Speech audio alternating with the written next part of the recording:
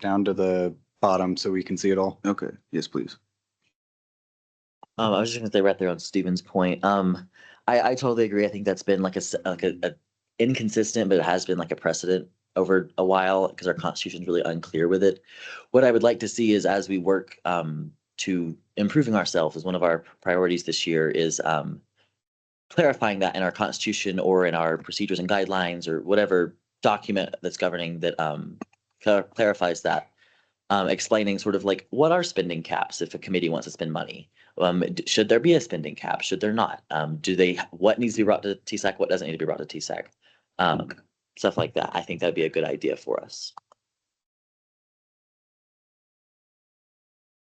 Alrighty. Seems like we're all wrapping on this one. Let's move up on to, I'll leave it up to Sky to present discussion of TSAC meetings. Yeah, so this is just a discussion. I did attach a document that I've been working on. It's loosely based in Robert's Rules of Order, but when I say loosely, I mean quite loosely. I don't necessarily want to read this whole thing right now. This is still in development. I want to ask a couple questions of the council because we are still actively drafting this. This is not something I'm trying to like motion to pass or anything today.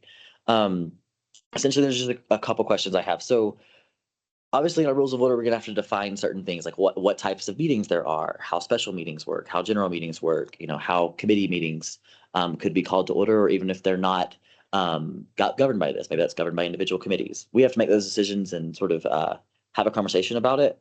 But I guess the part that I'll go to is section 3, if Armando wants to scroll down to a section called motions. I want to list in these rules of order a list of common motions that we motion for. We often motion to present some legislation, motion to pass that legislation. And that has different rules that other motions might. You have to make sure it's on the agenda by a certain amount of time. And just sort of clarifying that in here and clarifying the process for motioning to amend things. Clarifying the process for passing up on a piece that you're debating on right now. If we're debating on a resolution and the council doesn't want to anymore because of time, motion to table. How does that work? And writing it down somewhere so that the chairs sort of have like a document to refer to when they're making decisions in a meeting. And so we never run into the question of like what's happening right now. Yeah, that's how I view this rules of order document to be its purpose. And I sort of wanted to ask questions of the council as to what you want me, Patrick, and I'm assuming Matt will help us and any other folks that are interested in helping write these to consider as we are eventually going to present a proposal to the council.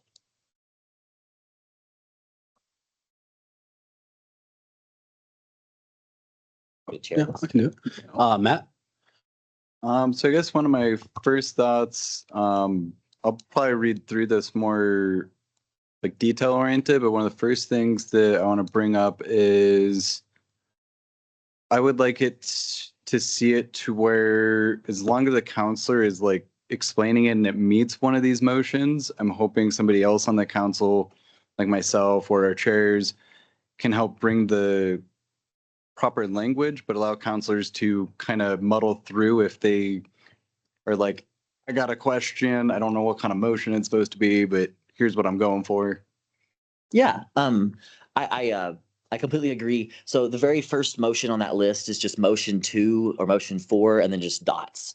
So in Robert's rules and in like the spirit of this document or this like rules of order document would be that any member of the council can motion for anything at any time, pending, any other restrictions of constitution. So if you're motioning and you don't know the exact right words to say, you're feel free to stumble over your words and say whatever you need to say to get your point across. That's the entire point.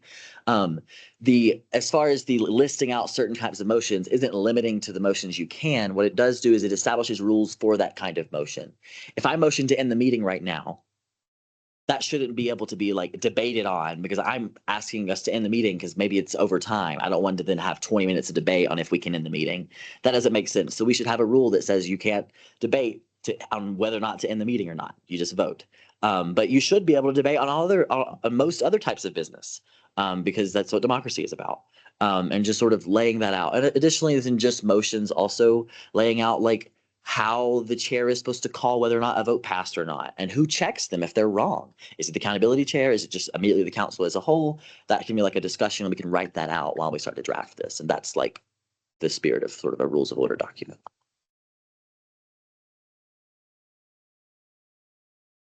I just want to clarify. This is just like a document of this, right? It's essentially More or like less. a long form of that. Yes, absolutely. I'm just clarifying. Yes. I'm not reading over it right Yeah, now. it's a long form of that. It's in the SharePoint too, so feel free to jump into it. It's in the chairship committee Yeah. folder. I had another question. Yeah, now. go ahead. Oh my gosh, what was I gonna ask? Come back to me. Yeah.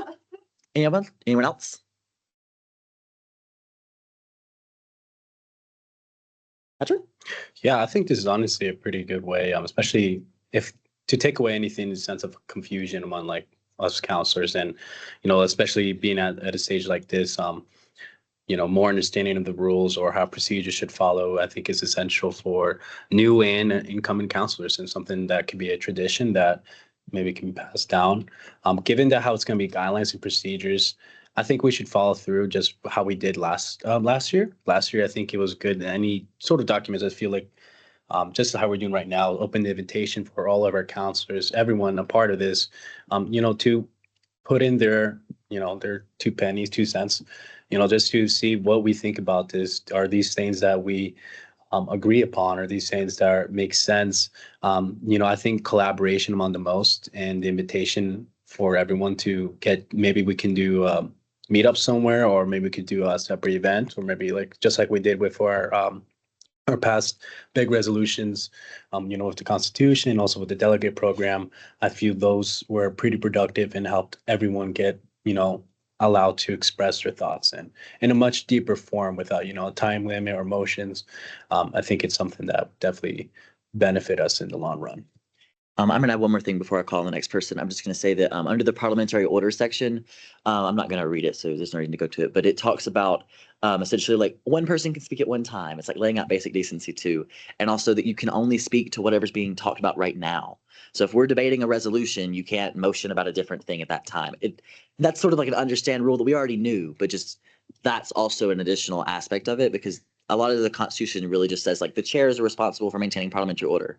It doesn't say what that is. It leaves it unchecked for what the chairs can do. And setting out like a structure makes it easier, makes it more understandable when there is discourse, which is the goal. Okay, and then I saw Faye first.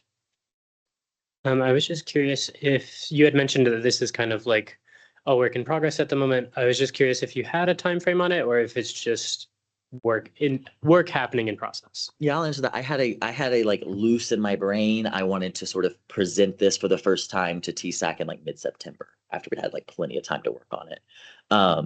I'd hope to bring this to an accountability committee meeting and show it to the accountability committee as a whole too, not just any individual authors from that committee that are working on it with us. I really want their guidance, especially because this would be guidelines and procedures. And then I would want to present this once to the council and then vote on it at the next meeting or a different meeting in the future. I wouldn't want to just come and then like motion to approve it that day. I want to let people stew on it, because this is really going to govern how our meetings function this year. And it needs to be a living, breathing document that works for us and doesn't limit us to our advocacy. And then I remember what I was going to ask now. You mentioned at the very beginning you were looking for a way to kind of hold on to things that maybe we table or events going on. Were you thinking of like a spreadsheet? Because that's something that's kind of in my wheelhouse. We could talk about that later, but is that something you'd want to work on the accountability committee with? Are you looking for a spreadsheet, or are you just looking for something loose? Because I think maybe we could benefit from something where it holds all that stuff. Yeah, I completely agree. I think that'd be really cool. I think we should definitely discuss it. I think you should come to whatever meeting we set up to start, continuing to edit this document. We'll try to get a meeting together. We'll probably send out a poll, plenty of polls this year to work on it, and we'll try to make sure that you're included. I think a spreadsheet to keep track of all of our documents and their current statuses. So every resolution we do this year needs to have a line item in this spreadsheet, and passed or failed, and vote counts and all those things. And I think that's something we can work on as a part of this as well. I think in the chairship committee guidelines and procedures, which isn't this document, but I've also started on it as well, which it would sort of outline all of the responsibilities of the chairship. So including going to president's cabinet, representing a vote at budget committee, and also chairing these meetings and working to make sure that we are recording the meetings properly. And that would all be included in like making sure that if a motion or a resolution is put forward, we record what happened to it, if it's tabled and it's coming up to a future meeting, and all those sorts of things, working very closely with the executive assistant and with the advisors on that too.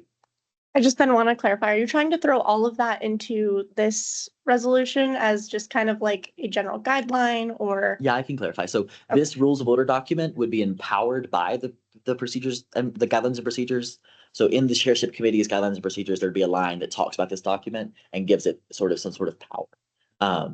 It would be essentially also just more guidelines or more procedures, just in a different format. It would be the same guidelines and procedures level of authority over anything. But yes, that it would be two separate documents. It would be the guidelines and procedures of the chairship, which outline all of the responsibilities of the chairship role, and then there would also be a rules of order document of like what governs parliamentary order. And then I saw your hand. Go ahead, Stephen. Couple things, folks, too. Just so you all know, the executive assistant, that is their role to count the votes, to document everything. So that really should be placed on the executive assistant. Brandon will do that. If there's a way that we can make with the new, what did I say? I said Brandon. Well, that was what Brandon's Yeah. role was. I'm sorry. But what I was, I guess it's listed in their job description. But if there's a way you want the new Brandon to do that, I don't understand what's so funny. We can do that.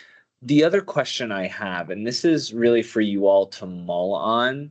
So Sky and Patrick, this is for your guide.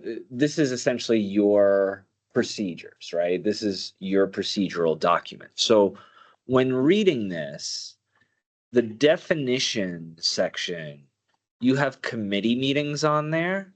And then when you scroll down to parliamentary order, a member of the chairship or appointee has the authority to call a meeting of SGTSAC to order. So just a few things to point out. One, those two areas give off, the way it's written right now, the perception that you can call a budget meeting, that you can call a PR meeting, that you all can do that. And I know you have their appointee, but again, your role as co-chairs is to facilitate this meeting. Oh, sure. So if you're doing this, I would keep this specifically for this meeting with the idea that maybe committee chairs can adopt this for their meetings. And this is not a criticism of this. This is just, as I read this, I think about if I were a committee chair and this is a procedure, and let's say I'm on a beach in Mexico right now, that this to me says, well, you can call a committee meeting on my behalf. At least that is my interpretation. Why am I putting my hand up? I do want to respond to that really quickly, and then I'll pass it on to other folks as well. So this document is essentially empowered by the guidelines and procedures that we will create. And I've already started writing those, and the part that talks about this document does say in it that this document only applies to general meetings of SGTSAC. The reason that committee meetings is defined is because I haven't written it yet in here, but I hope to write it with my co-authors, is a specific statement in this document that says this doesn't apply to committee meetings. But to do that, I have to define what a committee meeting is first. And so that's why it says that. I also, I think adding the word general in front of that meeting for line A would likely fix that one line as well. I welcome critique on this. Please, anyone, any part of the council, even advisors, go in and you can comment on this document, help us get your insight and input, your advice or your input as the council. We would love and welcome that. This will be a long conversation over the course of the next few weeks, and it could be longer. I'm not setting a deadline for mid-September either. Absolutely. And then I saw Matt's hand before yours. Do you want to go, Matt? Okay, what's up? Yeah, so just following up with Emma, I think and the pretty sure Sky's kind of explaining it as well with the process. Since this would be like a governing document, we would first have to have a hearing of the document. Later, we would for the first round, and then second, we would go for like a voting for it, I believe. However, I think it is important to, especially hearing from what Steven's saying, it's important that we all approach this and read it and give our opinions and try analyzing things. And if we have questions, that's the whole point of why we're having this one right now. That's a fall read through, giving us an idea of what we're looking for. Later through our follower meetings, and the process of seeing what works. This makes sense. Does it make sense? Something that could, work with us. So, I think it's imperative that we all make sure that we follow up for that. I'm going to pass it over to Matt. I think I know what it is. So I guess this is more for especially the chairs of different committees who are thinking about making guidelines. Please feel free to reach out to me on like how guidelines and procedures are passed. I helped author the bill and I've already tested how it works with passing the guidelines for accountability. And there are slight differences between the two, but we can definitely talk them out unless somebody here wants me to fully explain it right this second. I can clarify one small aspect of that I think we should clarify in this meeting is that when the accountability committee guidelines passed, the authors of that document chose not to pass them as procedures. It's not that there was a requirement they had to give notice one meeting and then the next. I've said that as one of the authors of this document, I want to present this at least one time before we vote on it as a voluntary choice of not motioning to vote on it. Not that there's a constitutional requirement that we couldn't. Just a clarification on that, but yeah. Is there any other points on these rules of order? Any other of these things we've been talking about at the moment? Okay, look out for the chat. We will absolutely set up a time to meet. Likely there will be a poll sometime soon once we identify how we want to do this. But stay tuned. We will move on to announcements and updates. Oh, there's two more on the agenda. Yes, I apologize. Thank you. I'm looking at an old agenda. Okay, scheduling conference room. Susanna, I'll pass it to you. I know this was a job that Brandon did, but I think it would be extremely useful to know when the conference room is used. Because, for an example, Ovi had a budget meeting on Wednesday around that time area, but luckily she did cancel it, so we all noticed. But we didn't know that student organization was going to use that room. And that would have been a time conflict right there, because obviously we want to support our student organizations, but we don't also want it to conflict a meeting scheduled or a student org schedule, or if someone wants to request that room, they obviously can, but we just don't want to overlap those events or meetings or etc. If I understand properly, we share that room with CMI often. I want to ask the advisors what they used to do for this process. What's no? Yeah, so it's typically between the EA and myself. So if you ever have a standing time you want to put on the calendar, I just send it to me now and I'll put it on the calendar, and it's easy fix. Just send it to me and we'll do it. The only thing we don't have at this moment is, I don't know if you see like on other buildings where they'll have a printout of like the calendar every day of like who's in that room. I don't know how to do that. If anyone does know how to print out in Microsoft Calendar to do the room, I'm more than happy to do that every day or just do a weekly schedule for you all. But just send me the times and dates, as typically everyone goes through me to reserve that, or the EA once this person gets hired. So we can do that. Can you share that calendar with the council as well so we can see That, and then yeah. request from you? Yeah. Yeah. My thought process is like if I'm in a sustainability committee meeting and we need to schedule a conference room for some meeting or whatever in the future, I don't want to have to email you. I want to be able to look at it and then email you afterward. I find that what the availability is. But anyway, No back problem. to Susanna. But yeah, so if anyone has any requests, just send them my way. Yeah, Susanna. Okay, thank you. That was just a concern I had, because I obviously want to support student organization, but I also don't want it to conflict other meeting schedules. And can I move on to the next agenda item? We will go to the next agenda item, office space and usage. Susanna. This was something that was just told to me like an hour or two ago, but I thought this was important because everybody must understand and have to understand that our office is shared. No one has an assigned table or has an assigned desk or anything. It is a shared space. So whoever grabs that computer, whoever grabs that desk first, let them use it for the whatever time is respended or whatever, but don't claim that table or desk because it is a shared office. And I don't want us to feel uncomfortable going into a space when it's supposed to be welcoming for everybody. Is there any thoughts on this? Will? Yeah, we had a certain issue happen 2 years ago with one of the counselors and having or claiming a space like that. And we dealt with it that year, but it was a resolution. And as we know, not they don't carry over, but there is some precedent to what Susanna is saying. And at the end of the day, that's a student space, not our space necessarily. So I totally agree with Susanna. Let's be mindful of other students and their needs, even if that means putting their needs before ours. Any other thoughts? Patrick?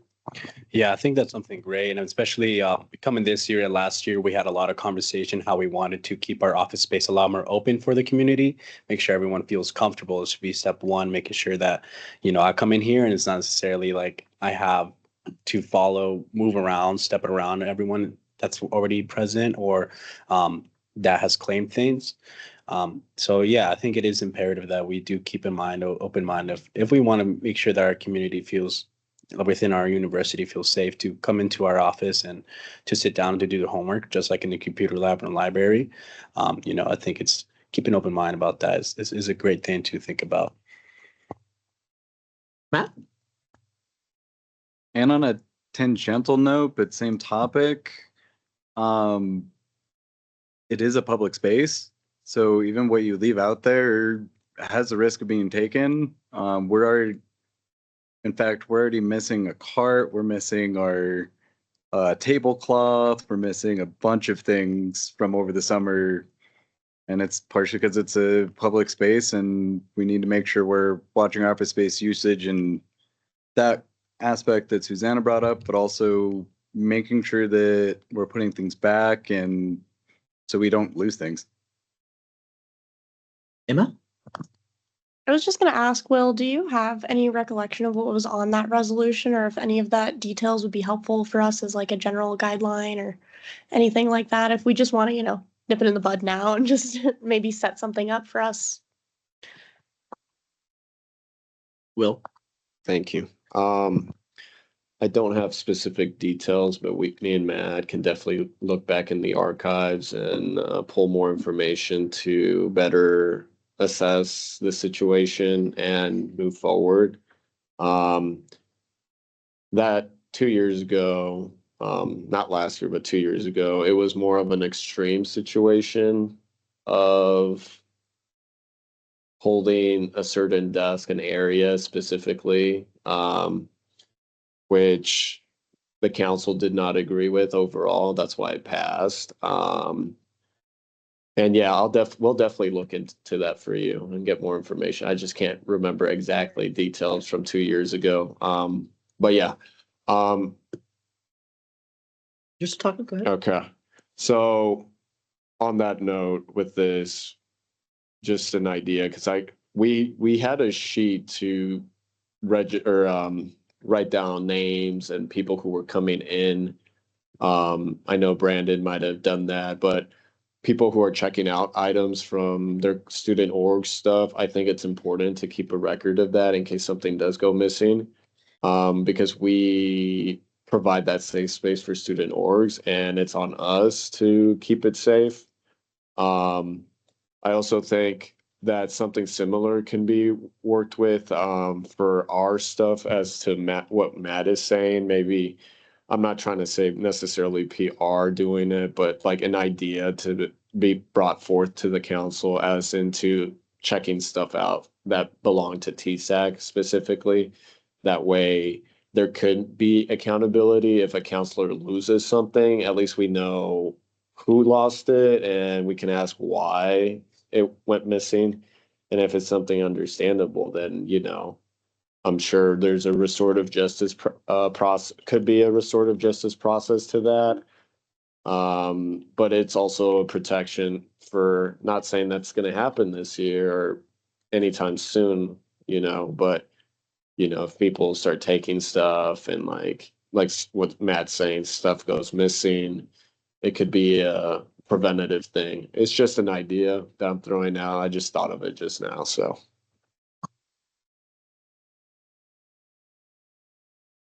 Okay. I have a couple questions for some of the folks that are putting this forward. So we have our office, and it serves essentially like a few different purposes. It serves as like a storage space for student organizations, and our conference room is a meeting space for student organizations. It serves as a space for us as counselors to be productive and have a productive space to do work. And it also serves as like a student lounge as well. I would ask the question of, where's the balance of not claiming a desk, but also leaving like school supplies here so you don't have to check them back and forth? I know for me personally, I ride a bike to school every day, and sometimes it's difficult to carry a large number of like materials back and forth to school each day. If I have like prepared some documents for a committee meeting, it'd be nice if I could leave them somewhere in the office. Is there like a box somewhere that could go in a storage closet where I could leave some things instead of a desk, or what's sort of like the balance of ensuring I can have productivity when I'm in the office and not leaving anything in there? I see Emma first. I would say that this is going to be hard to resolve in this room and would be great to have a, some other time maybe to address some of those concerns if people want to leave stuff there because we're not in that space. And maybe we even readdress some of the ways that we create that space. I really like what Susanna was talking about, having that as that community center. So maybe we restructure some things in the office to make it a little more convenient for this council and this the students at this campus at this time. And if you want to leave stuff here, maybe it's in a closet, maybe we designate a box, but we need to look at the space first. Susanna? This was just an open discussion because I didn't want to hear all of your opinions and advice and stuff like that. I would take that in consideration because obviously, like, I even leave my own stuff there, but I always leave it in the storage room because I have access to it. And with my ID card, and obviously the advisors have access to it with the ID card. But just to clarify what I meant is just don't claim a desk because the desk or any area throughout the office that is open to the public is open to the public and open to the students and council members. Okay. I believe that I might be misremembering, but I believe that there is a room that has 2 desks in it with computers that is badge accessed, if I remember correctly, in the TSAC office. Okay. Storage room and Yeah. I have a question. Do you want to go before me? yes. Okay. Patrick?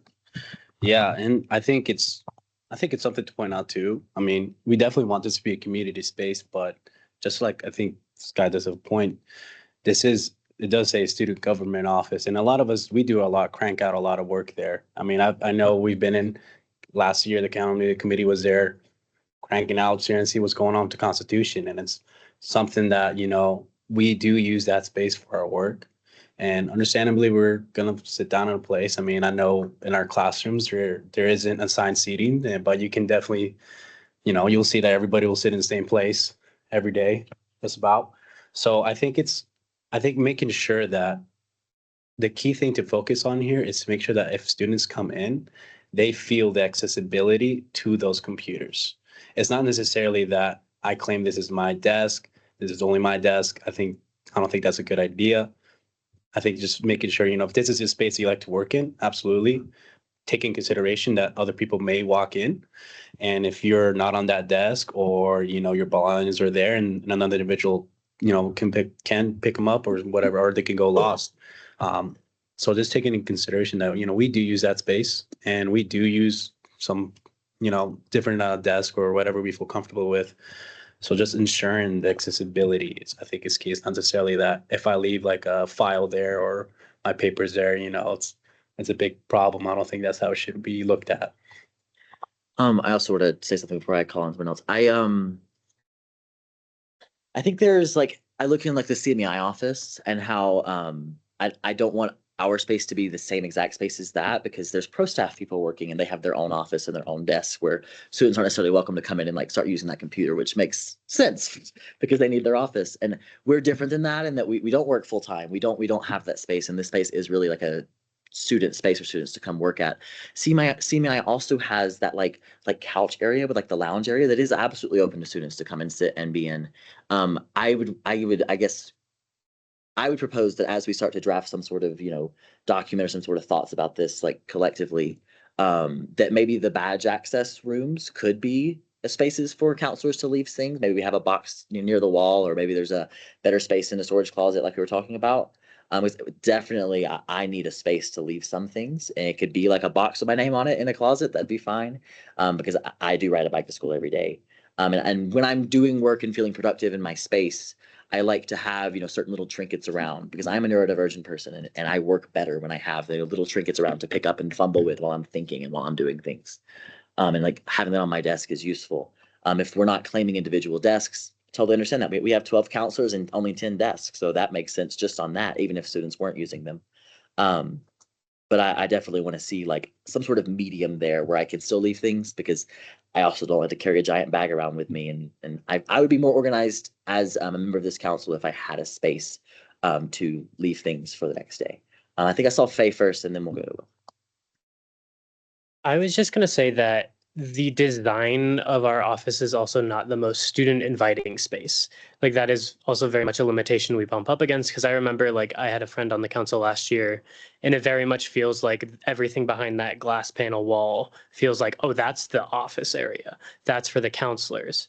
So that's just a thing to keep in mind as a barrier if we are trying to create this community space, is we would have to very intentionally design it in a way that acknowledges the presence of that wall that is very much a divider and very much acknowledged as a divider.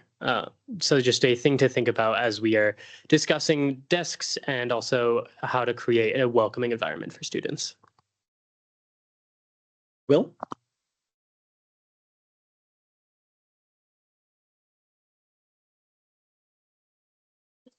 Yeah. I think to your point, Sky, that bringing your stuff and putting it there, I think personally that's fine, but there's always an inherent risk that one must be aware of. As long as you're aware of it, I think that's okay. I take that risk of my personal possessions on that because I sort of understand that I'm one of the only people right now that has a lot of things on my desk and that I've been using recently in the Sec Lounge. And so I'm taking this as like criticism that I need to, use constructively and change my behaviors if it's bothering folks.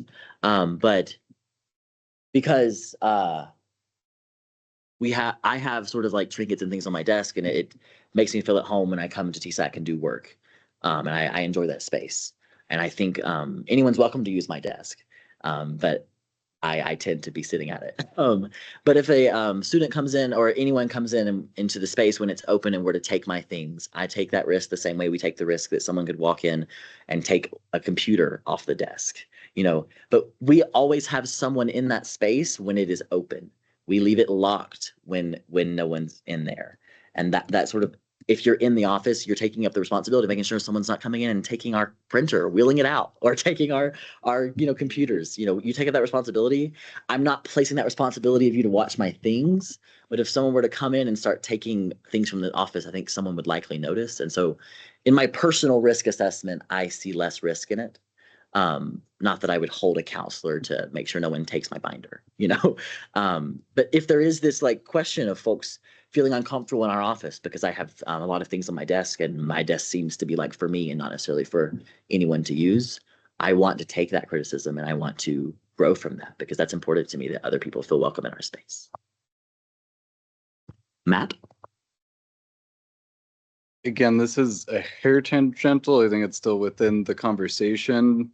But you brought up the fact of we closed the door. I've had a couple times this week. I walked back to the student government office and it was wide open. Nobody was there.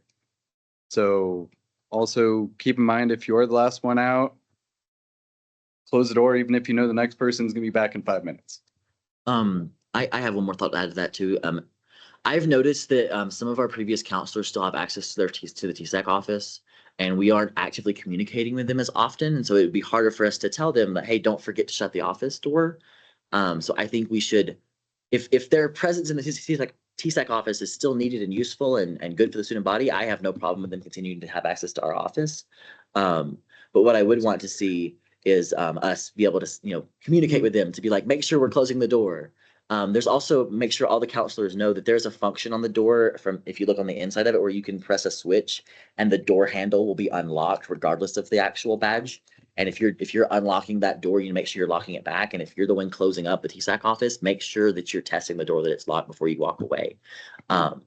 That's a really important side of making sure our department stays secure.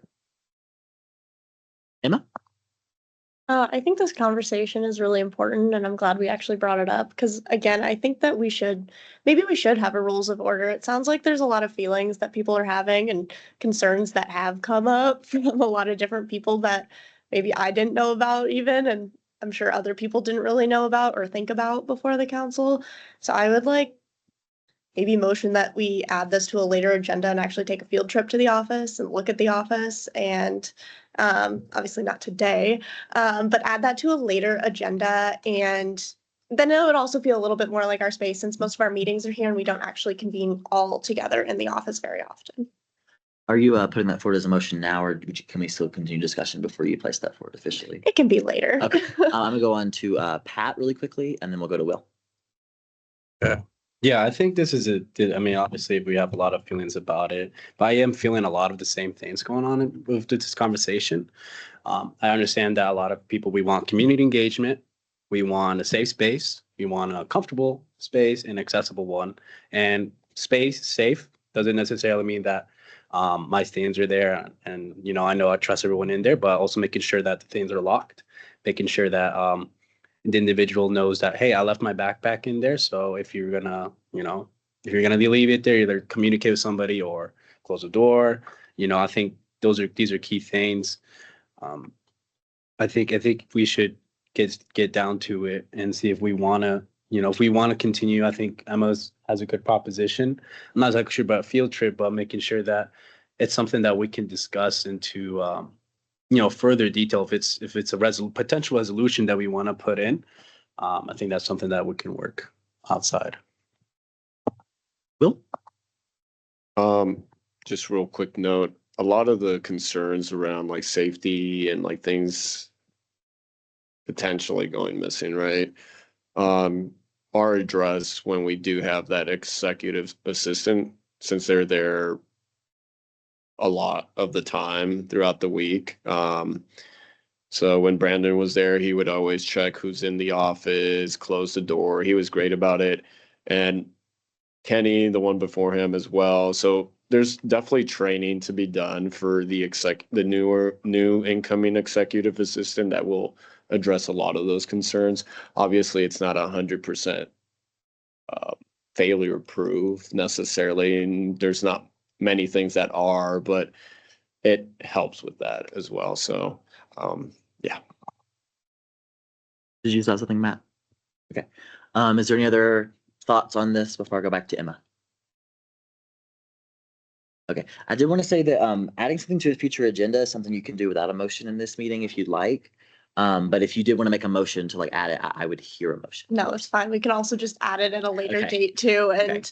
if we still agree that we want to discuss this, because I think it would be good to also, just to leave you with a lasting thought too, I think it'd be good to assess what's in the office as an actual group instead of just, because we meet here every week instead of there, even though that's our space. And we don't, I feel like, or at least for me, I'm not super familiar with the space. I wasn't there a ton last year. I think it'd be good for some of the newer counselors to go through this and work through it as a team and own that space. So it doesn't have to be today, but I would just let us think about that and maybe add that to a future agenda if anybody likes that.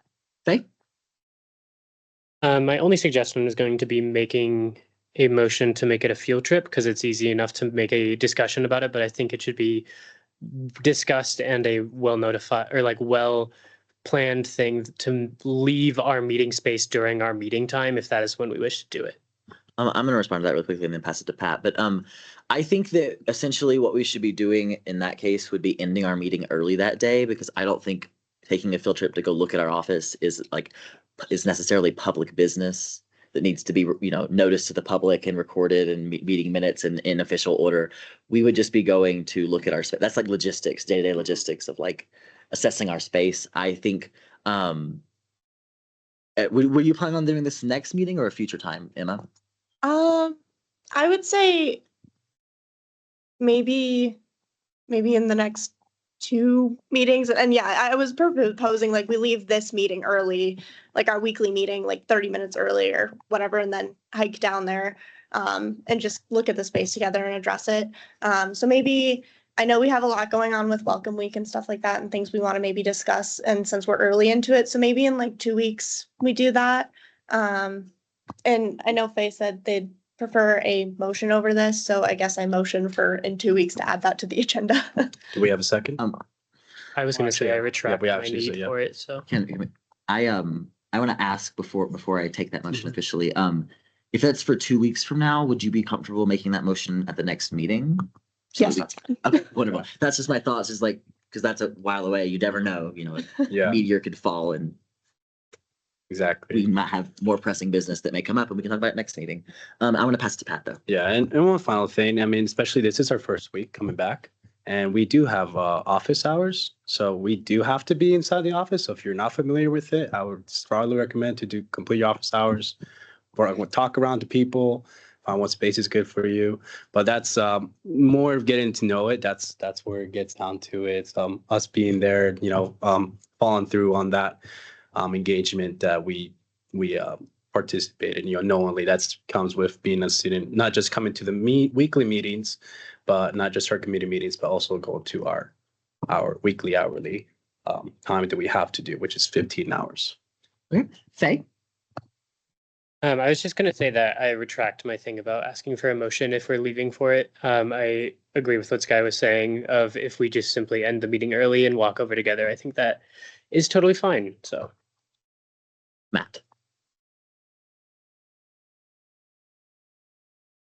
Yeah, I think walking over should be totally fine. The only thing that I think would need to be more brought back as public business is what we would create after that discussion. So if we're creating a new procedure on like the storage room, like that stuff would need to come back to a more like meeting with like meeting minutes and a committee or general counsel.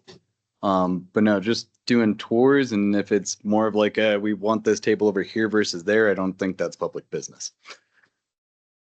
No, yeah, absolutely agree. And is there any other hands on this on discussion of the rules of order, guidelines and procedures, all the way down to our office space, all of that? Okay. I say we move on to announcements. So I'm going to move on to standing committees. I invite standing committee representatives to put their hand up, and I will call on them to give their report. We'll start with Matt. So accountability is going to have their second meeting tomorrow. We're going to go, last meeting we went over our priorities. This meeting we're going to talk about how to like distribute tasks within those priorities and just set forward how we want to work together as the three of us. But the goals are to try and get especially our procedures and guidelines for sunshine laws and restorative justice done as quickly as we can. I think sunshine laws will probably come out sooner, just based on how ease of how to do it, but it's about where we're at. Unless either one of my other accountability members have anything else to add. I would just say also in our goals, we are working on a like safety training and defining what that's actually is. And just so you guys know that's coming. Back to Matt. And we will use Susanna's nice little setup, so we'll submit that in a timely manner so we all work together. Okay, other chairs or other Susanna? Speaking on behalf of the PR, as you all saw, that's the little preview that we wanted. That's how I was trying to organize all those guidelines and procedures. I did wanted to jump back on marketing calendar. So on the agenda item, there is a link that has marketing calendar on it. So this is the marketing calendar of August. It's pretty blank because this is something that we just started implementing. This is how it's going to look like once you have submitted a request an event or a flyer, that we could properly know what type of audience we're targeting at, what the channels, the objective, like our goal and the results of that event. I think this will definitely, oh, I put Saturday there because we had that event last Saturday, but there's no Saturdays on event for the future months. But this is how it's supposed to look like. 11 to 16 is the week of. So like 11 to 16 was the week before. Now we're in the week of 18 to 22. Next week, 25 to 29. As you see, it's pretty blank. But it is in the OneDrive. It's under the standing committee. Then you go to PR, then documents, and then say social media. That's where you're going to find the marketing calendar. I'm like, hey, if you have an event idea, always look back to it because it was probably something that we have like came up with that we were planning to present in the meeting. But so far, that is all of our updates. Besides our coffee roundup, like Steffi has mentioned, it is on September 10th. We are working on it, and we are gonna share everyone out the more details about it. I see a hand from Matt. Yeah, I had a quick question. And I don't know how I keep getting on the like it's relevant but tangential. So as an individual council member, not trying to step on toes, when I go to events, I will make sure I grab like flyers from like different community partners and departments and stuff. Do you have thoughts on making an aspect of something like this to help boost other events and help build some of those partnerships with other departments and orgs on campus? Susanna? That is something I did thought about, but at the moment I didn't really clearly think about it. I think it's something that we just have to discuss as like a committee, because I obviously do want to support resources outside, which is why we have the marketing calendar. We could like post like, for example, Monday, share student resources. What are the student resources that's coming into it? Share it through our story and where to find the location and stuff like that. Another example is on Wednesday. If we want to do a TSAC video Wednesday, you could do like TSAC is visiting a department. Look at this department chair or something like that. Those are ideas and examples of how a calendar should be presented throughout event or marketing. It's not only marketing through TSAC, but it also helps to market other student organization or resources around campus. But that's an idea. Matt? So it sounds like for now, if a counselor wants to fill out this form for you, it could work in that way while you're still figuring out the other processes and the time you need to take to do it. I'm not trying to rush any of it. I just wanted to plant the seed is Yes, my intention. basically that. But our goal is honestly just to try to keep PR as comfortable and organized for future council members, because then they will have a setting stone of how to run and help other students to find resources and orgs and etc. I'm going to pass it to Armando. In efforts of passing in transition, can I ask that you move this to Excel and put it in the SharePoint of TSAC when you have a chance?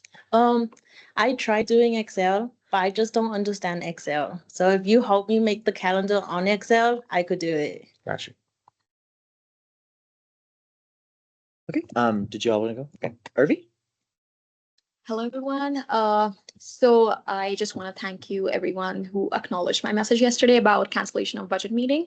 And I would like to reiterate again that I want the budget proposal from each committee, standing committees, so that we can review them and then come back to the meeting again after reviewing them and decide on how we are supposed to do this. So I want you to break down the transaction about what are you proposing in your documents. And if you have any supporting documents to attach, you can please feel free to do that. And the deadline is August 27.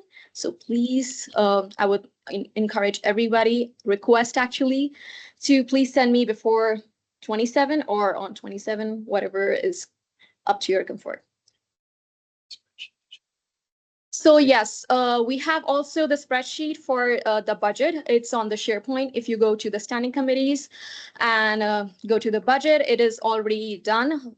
Receipts are done. Transaction, everything is done. If anyone wants to review it, they can go and add their their comment on it, how it's looking, or how organized it is, or unorganized, whatever your comments are. I would be open to hear your ideas. So, thank you. Yeah. Anything else, Patrick, would you like to add? Thank you, Irvi. Yeah, absolutely. I think everyone's input is key. Making sure that, especially at the budget committee, that's a space where we have our time to engage with each other. This is our allocation right now. So this is where we, it's okay to, to have a different opinion or to trying to figure out what we want to do. Ultimately, we want to make sure that we don't have reallocations in the future, or making sure that, each committee is, is confident enough to conduct their events and to conduct their business with the budget that they have. And to keep in mind, especially if you have a lot of big ideas, a lot of big events, obviously financial is always going to be part of that. So, keep that in mind of what you want to do. And please look at that spreadsheet right now before we announce our budget meeting. That way, if you have any questions, absolutely just have it prepared, and we can definitely address it during that meeting. I had been educated by Matt on some of our budget guidelines and procedures that I had missed in part of me reading that document. And I wanted to ask Irvi and Matt, like jointly, whoever has the best answer on like the timeline that's planned for like our budget committee meetings when it comes to like, I believe there's some sort of like week schedule that's laid out in the guidelines and procedures. And I just wanted to ask both of you that. Yeah. So whoever has it. Irvi? So I would say if we all come up with the proposal first, and then we can decide when to plan out our next meeting. So I would be more comfortable answering that. And then if it's up to my expectations, so I could move it forward to next week or the following week. Wonderful. And then Matt? Yeah, basically there is kind of a weekly structure in the current setup of the budget. And that should fall within the time frame that Irvi is referencing. Because like the first week is more trying to get that kind of budget proposal, and then we meet to talk about it. And I'll have to refresh myself on the next 2 weeks, but it was the first 4 weeks after committees are created, which was basically this week more or less. So yeah, we're gonna try and get it with the next couple weeks, I think is what the guidelines at least say. Any more stuff on budget? Okay, I'll move on to sustainability. Okay. Whew, we've met 2 times this year. We had our second meeting on Tuesday. We meet every Tuesday. I also have a digital version of our report for this week as well. It's in the SharePoint, and I also have copies here if anybody wants a couple. I have just like 2 or 3. We are planning an immigration Know Your Rights resource sharing event. So a part of the Constitution that talks about the Sustainability Committee talks about us helping make sure students have the resources they need for their education to be sustainable for them. In this Immigration Know Your Rights and Resource event, we'd be collaborating with the Immigrant Services Program, with GITA, with the Colorado Immigrant Rights Coalition, and hopefully with student orgs from MSU, CCD, and CU, as well as the student governments. We will be writing a resolution about it and bringing it to the council at some point. We're looking for like mid to late October. So super early on this. We're trying to get a jump on it to help PR number 1, help us advertise that, and also to make sure that all of these different pieces can come together. We'll have the exact date that we are planning this on after we've talked to some of those other people and had our next committee meeting. And I should be able to give an update on that at the next meeting. So I will pause my updates and go to Will. Quick question. You said CU Denver, CCD, good stuff. Have you been in contact with them? I've talked to CU Denver's chief of the SGA chief of staff. I talked to them maybe 2 weeks ago. They got back to me yesterday. They were really swamped on their first week or so. They have invited me to come to their meeting tomorrow to ask them some questions and see if they want to participate in it. So I'm just going to gauge their interest. And then hopefully get connected with their like civic engagement committee, as I imagine would be the one that would jump on this. Is probably the closest. And then CCD has invited me to their meeting next week to come ask them questions as well, to do a similar thing. I also have had meetings with the associate director of GITA and the director of GITA and the director of Immigrant Services Program and the person heading up immigrant rights trainings for immigrant services this year. I've also met with some of the people from with the Colorado Immigrant Rights Coalition, as well as 2 different trainers that are based on this campus that are teachers or professors here that would hopefully be teaching it for us. A lot of logistics moving, and hopefully to have this starting to be advertised in mid-September. That's under the guidance of Immigrant Services Program. For an event like this, they would want to give at least that much notice to have a really good set of people come to it. A really large amount, that's the word. A large attendance, that's the word, of people to come to this. And so we're trying to get a jump on this pretty quickly and get the participation of the other folks on campus as well. Is Gregor still? Gregor? Yeah, Gregor's their director. I also talked to Nayeli Sanchez in there as well. She's the one that's heading up the immigrant rights trainings this year. But yeah, absolutely. Thank you. Yeah, of course. Okay, I'll move on to AHA Week. So we haven't done much work on AHA Week yet, but I have met with ASCP's director who puts on AHA Week for us. So far, we haven't done much, but I am meeting bi-weekly on their committee just to observe what's going on and see what TSAC would need to do for it. Absolutely. The AHA Week is going to be November 17th through the 20th. So mark the date on your calendars. The program will be from 10 a.m. to 2 p.m. each day. We have no idea what our participation would be like. We would write a resolution to participate in this if we did. Can you state that again, please? The dates. The dates are the November 17th through the 20th. That's a Monday through Thursday, the week before Thanksgiving, if that helps you remember it easier. And the programming will be from 10 a.m. to 2 p.m. each day. Yep. Okay. Was there any other hands on that? I saw yeah, Matt, what's up? I don't know how I'm getting stuck with all these tangential thoughts. So this is AHA related, but it's actually about last year. We still have some white hoodies and stuff in our closet. Was that supposed to be donated somewhere? I think so. We can talk about I it. think that it just came late. Okay, we can talk about it offline. I just popped in my head, so I wanted to at least bring the question up. I mean, to both of y'all, I mean, Yeah, please go ahead. work with ASCP to figure out what y'all want to do with them. They're up for grabs, essentially. Okay. Yeah. I will keep with the spirit of why those were purchased and hopefully be able to use those again this year for AHA Week, since we didn't get to last year. Emma? You know where a great time to talk about that would be is if we visited our office and went through those slides. Yes. Just bringing that back, Yes. that would be a great time to do that. Absolutely. Another great time is in the Sustainability Committee meetings on Tuesdays. Okay, any other thoughts about AHA Week when I had it up? Okay, and then me and the PR committee had worked on a resource list that we are hopefully going to put on the back of all of our flyers this year to sort of show that student government is there for student resources first.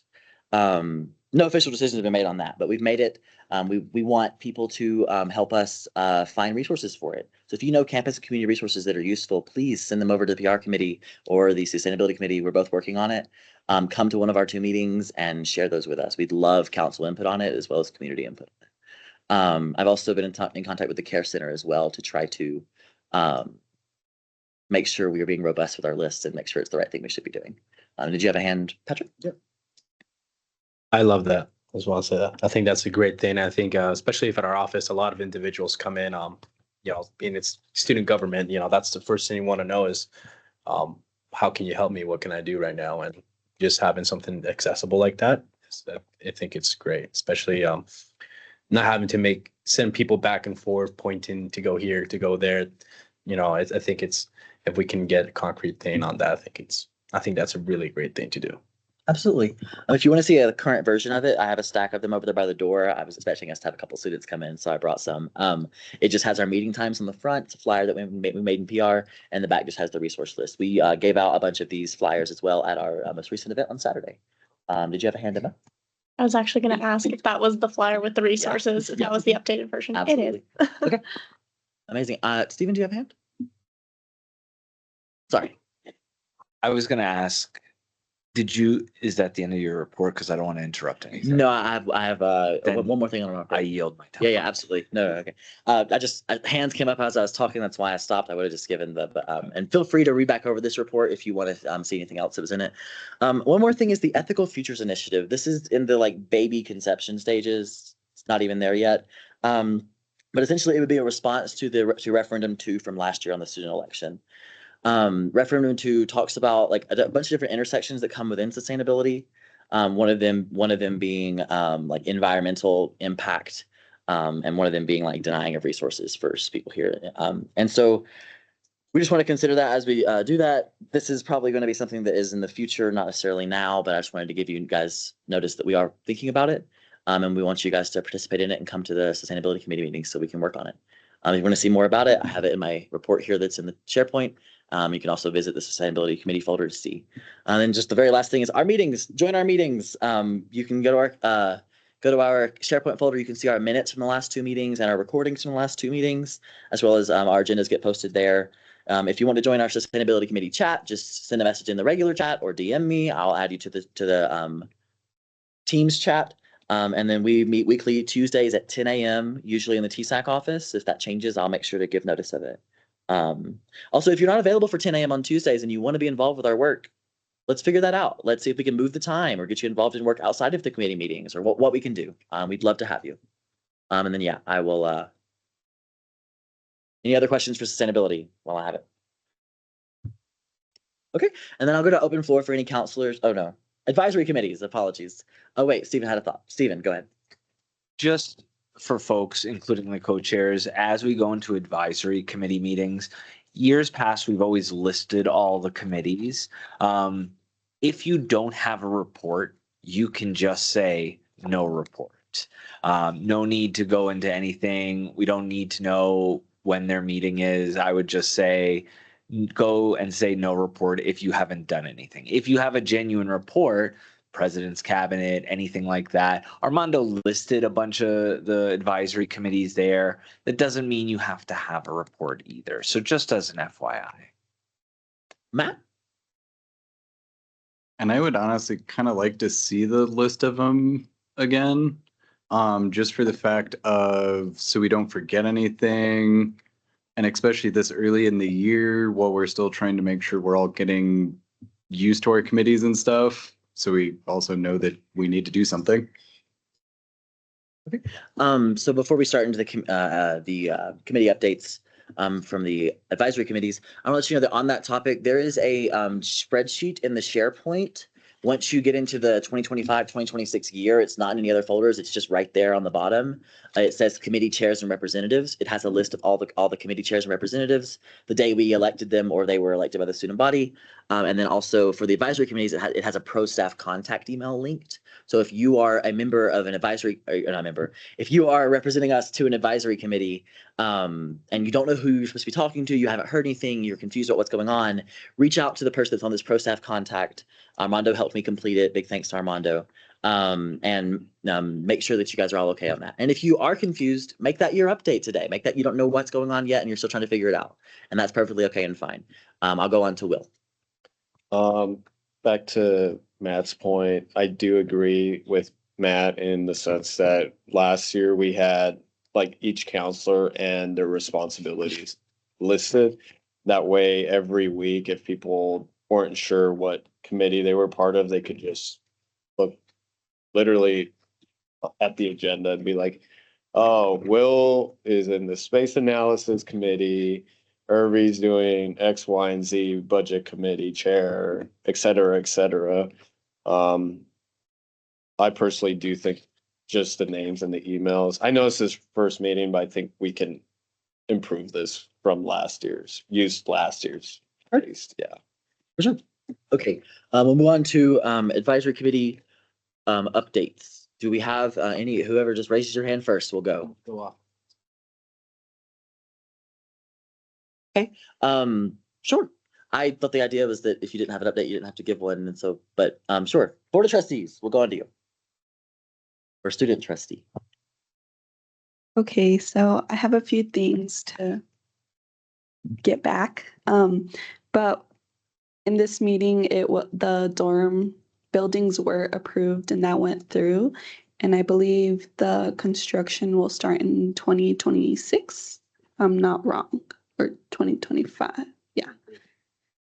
And also concurrent enrollment is increasingly growing.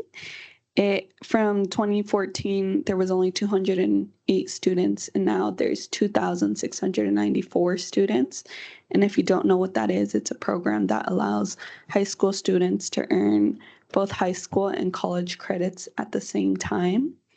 Additionally, there were new programs that were approved, and these include your Master of Science in Business Intelligence, your Bachelor's in Computer Security, your Bachelor's in Theater, and you can now minor in Museum Studies and Heritage Management. Those were a few of the updates that I have. Back to you.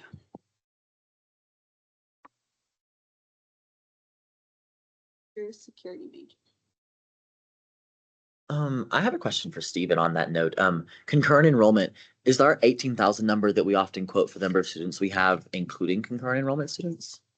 Yes. Okay, good to know. The actual number of students usually falls within the 15, 16,000 range. But when we look at numbers like 18,000 students, that does include concurrent enrollment.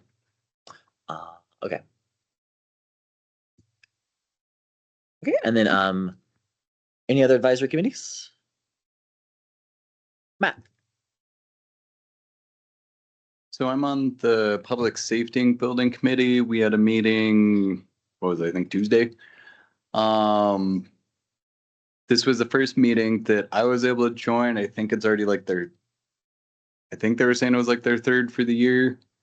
But the only real like updates that I picked up on is they originally talked about the building being 3 stories. Now it's only going to be 2.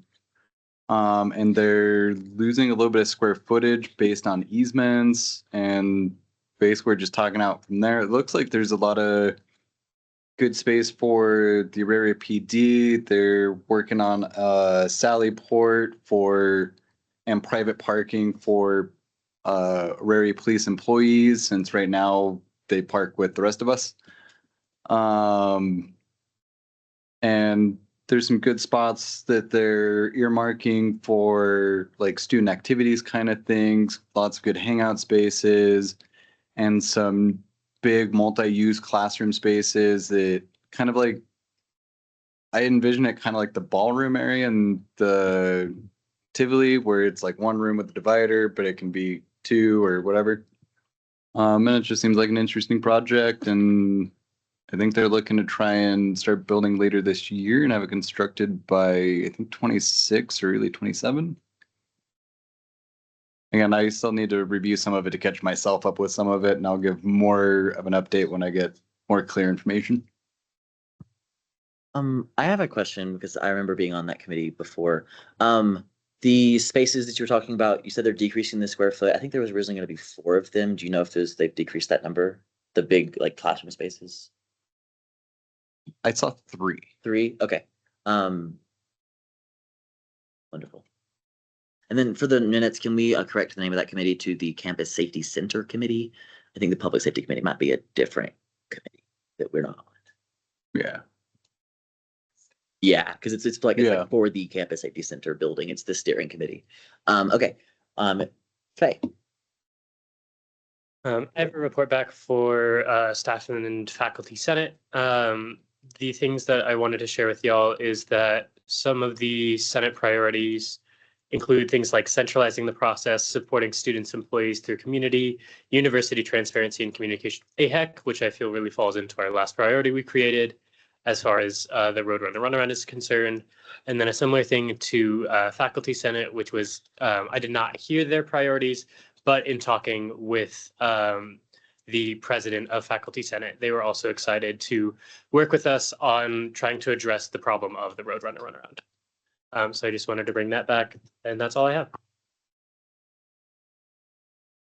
Okay. Anyone else for what's up, Cy? For SACAB, so our first meeting is next week, which is what day is that? Next Friday. 29th, it's from 10 to 11. We also met today. I'll let Roman handle that. Yeah, so just a little while ago, we had a brief meeting with Jim Carpenter, who's the Chief Financial Officer for MSU. Basically, he just wanted to make sure that we know that he's available whenever we want to meet with him about anything. And we discussed maybe some ideas that we maybe have and how, like in general, like what the best ways to like interface with administration, who to go to would be for that. It was mainly just logistics talk. Okay. Any other folks? What's up, Stephanie? Yes, I have updates from the period equity committee. So we are planning on tabling so we can put the word out there to advertise the survey where we're looking to gather information and stories from students. So I will submit a poll in the Teams chat, hoping that some council members might be available for those 2 tabling days. It will be on September 24th and 25th. It's Wednesday and Thursday from 10 a.m. to 2 p.m. Yeah, we're just hoping that maybe if any council members are interested to show up. And I have a question for Stephen. Maggie was wondering about the products that were supposed to be bought from last semester. And yeah, she was wondering how about that.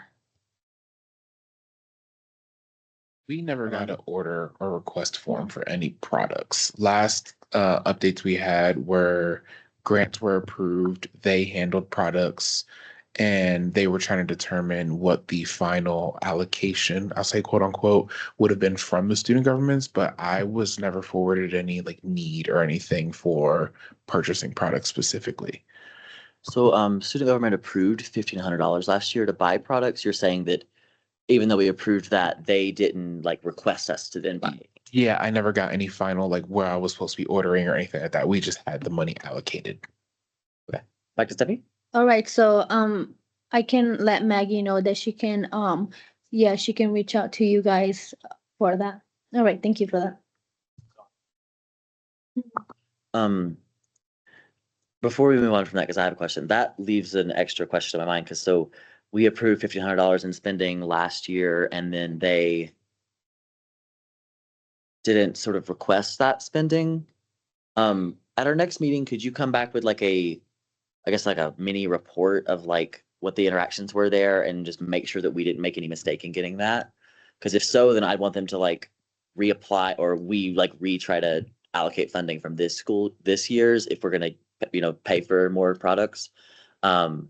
Similar to how we would like do like a budget proposal for like a student org, because if we made a mistake and didn't distribute it, I want to take it out of last year's and do it. But if we didn't make a mistake and they just didn't request the stuff from us properly in some way, we need to reallocate funds this year for that. Amanda? Yeah, I can speak on that real fast. I do remember towards the end of the year when things were picking up on their end in terms of the grant and like finalizing, Maggie was reaching out to me because there was a loss of communication from our student reps across the student reps from all 3 institutions as to what was being supported, X, Y, and Z. So I will reach out to Maggie, and I believe, Matt, you were working a little bit on that last year. So I will get with everybody to kind of close the loop on that. I got you. And that could be like a budget committee conversation too, but on to Matt. Yeah, so I'm definitely more than happy to work with you. I took a slight step back because actually Susanna was our main contact for that project last year, so I might want to reach out to her on some of those pieces too. But I am all for this project and willing to help in any ways that I can. Actually, I might want to check back later with our SACAB reps because we also got money from SACAB for them too. It was somewhere between 4 and 5. Okay. Anything else, Seppi? Yes, responding to Matt, yeah, Maggie, was planning on contacting SACAP about that as well. So, yeah, So that has not been done yet? no, Okay. yeah. And now I can meet with our SACAB reps to Mhm. talk about what happened because I know some of these details y'all aren't familiar with, and we'll break it down and I'll work with you too. And if you'd like, I can also come to the next meeting to help support, even just be there for moral support. Okay. Any other thoughts on the, what's the name of the official name of the committee? I'm so sorry. So the official name is Period Equity Committee. Yeah, but I know we call it Period Project as Project, yeah. well. And On that note, in the SharePoint, there's a folder that says advisory committees, and in it, I would really like to see the representatives we have put any documents they get from those committees into those subsequent folders, so that if you have to change next semester into a different committee, someone has something to go from, and they can sort of review over your documents. If you take notes during meetings, I'd love to see like a notes document in there that we can all go look at too and review it. Obviously, that's up to you guys how you do your representation, but I would like to see that. There is a folder for each committee in that advisory committees folder, each advisory committee. The one that's for you says period project on it. Feel free to edit whatever you want to make that your folder. So absolutely. Okay. Any other advisory committees? Move on to Patrick. Yeah. You wanna Yeah, go let's off go about this aside. guy? So for Tivoli Reimagined, we had, when was the last meeting day? I actually don't remember the last. I think it's like 8. It was August something, a few weeks ago. Yeah. The next one is proposed for the 15th. The time's not confirmed yet, but it's either 8 to 10 or 3 to 5. For the survey, there's over 400 responses so far. It closes on the 1st. However, tabling is open until the 28th. So if you're available, I think I shared the link in the chat, but I'll utilize your the SharePoint and I'll share that link in there. I tabled. Dr. Brown? Sorry. I tabled today. It's pretty easy. You kind of just walk around with the clipboard, and I actually have stickers on me. Oh, those stickers are so good. Yeah, they're actually pretty cool. Feel free to pass those around. And the QR code is on there. If anyone on the council has not taken the survey yet, it's on the QR code, or it's on the back. But yeah, so that's all from me, Patrick. Yeah, awesome. Yeah, and just to reiterate, if anyone thinks either me or Sai are gonna post it into the chat or into the SharePoint, I'll make sure to try spreading out that survey. That survey is gonna be impact on us directly. If not, if not now in the future for other students. Likewise, do check out the website. I do know right now they're having certain incentives for certain students to be also sign up for the tabling that they're going to be having for the survey. There's incentives for students to complete the survey. I think one of them is for the participation. I'm not sure for a survey or if it's for the tabling they had for like a season, a parking pass. Oh, yeah. So pretty nice. Yeah, I think incentive wise, when you take the survey at the end, you can choose to include your name. If you choose your name, you get entered into raffles or giveaways, and then there also is that parking pass. Yeah. So yeah, very cool stuff. So maybe I can hook up to PR. Maybe we can also get that posted into our Instagram too. Did anyone else have any questions for the Tivoli Reimagined Steering Committee reps? I had one question. Because I was on that before over the like end of the semester with Siobhan. They were going over 2 different designs for like where like the quad views the Tivoli. One of them was like a more open design and one of them was like a more closed design. Have they made the decision on which one yet? No, they haven't made any decision. I mean, our last previous meeting was really much more of an introductory one, given that everyone hasn't been not everybody has been on the committee. It was just more of showing what we got and really also showing the website, presenting how we're going to do the survey and how the survey looks as well. So that's really what the meeting was. It really wasn't anything else. Wonderful. Okay. Any other advisory committees want to give? Okay. Faye? I was simply going to say to correct the notes. For the staff senate priorities, there are 4 priorities that I believe align with some of the things we're trying to do, which is centralizing the process. 2 is support students / employees through community and access to resources. 3 is university transparency. And 4 is communication with AHEC and transparency within that. So we have 1, centralizing the process. 2, support students and employees through community and access to resources. 3 is university transparency, and 4 is communication with AHEC. Armando? Can I ask what process? What do you mean? What is the process they're trying to centralize? They were kind of talking about the same kind of Roadrunner runaround.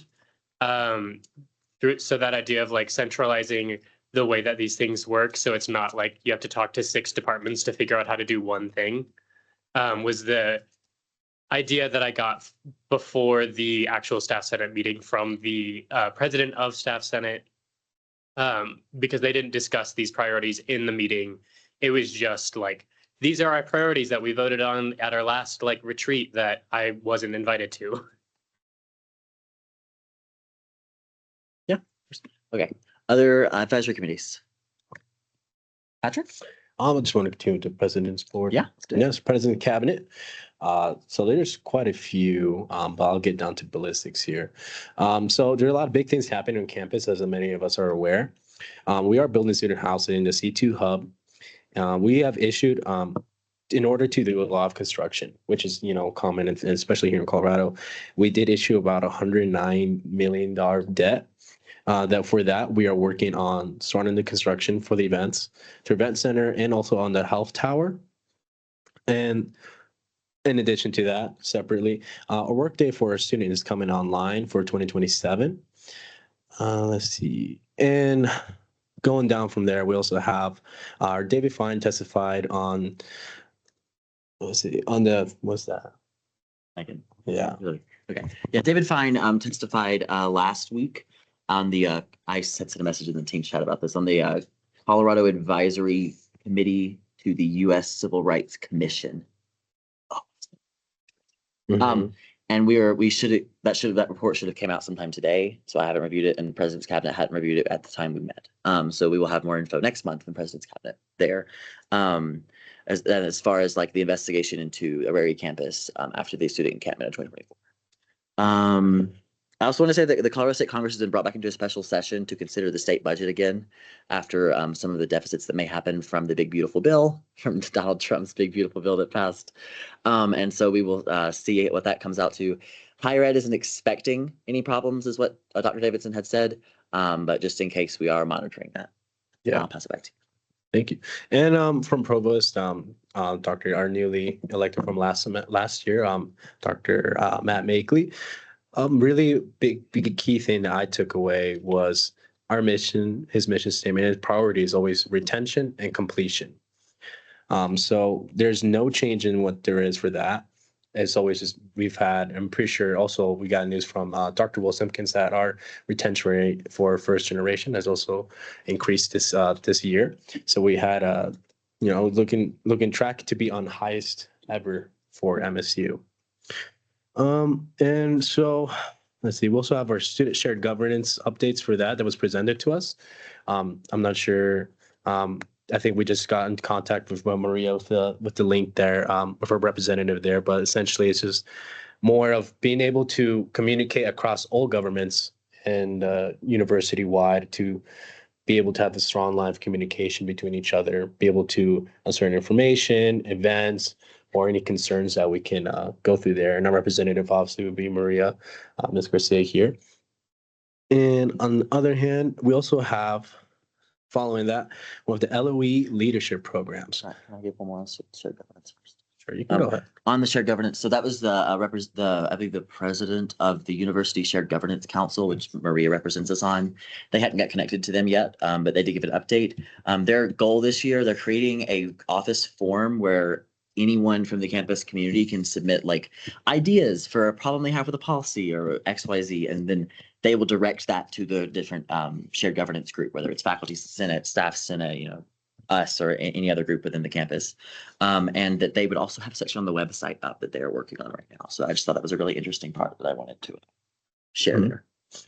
Yeah, and so following that for the LOE leadership programs, that's something that I got in touch to because it was morely towards for staff, for faculty, but also student employees, those who are in the position of managers.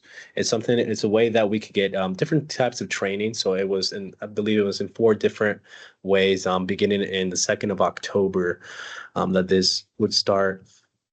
But yeah, it's something that it's for all leaders. I did speak with the